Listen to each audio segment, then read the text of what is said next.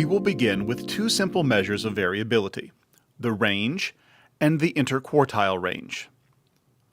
Range, abbreviated capital R, is the variability between the two most extreme scores in the distribution.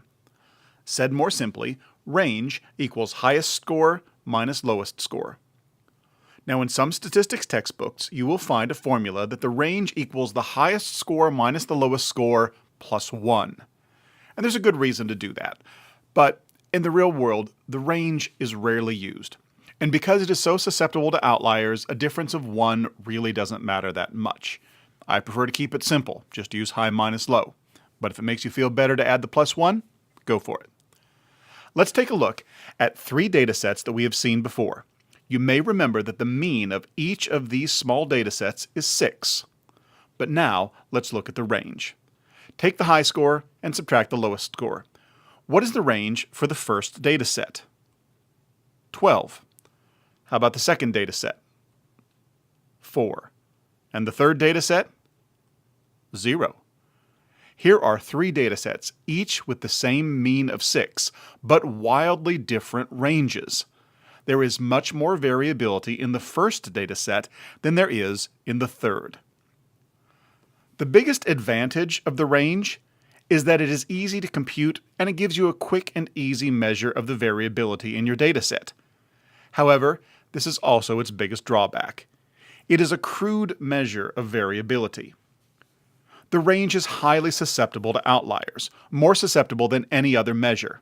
It is wildly susceptible to outliers, and as sample size increases, range increases dramatically.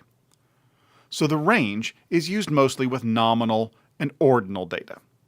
When the range is used with nominal data, it is mostly used for exploratory data analysis. For instance, if you were expecting to have 4 categories, but the range is 83 instead of 4, then something is very wrong. One solution to the problem posed by the range is to instead use the interquartile range, abbreviated IQR. Quartile means quarter. To create quartiles of a dataset, you divide the distribution into 4 equal sections, 25% each.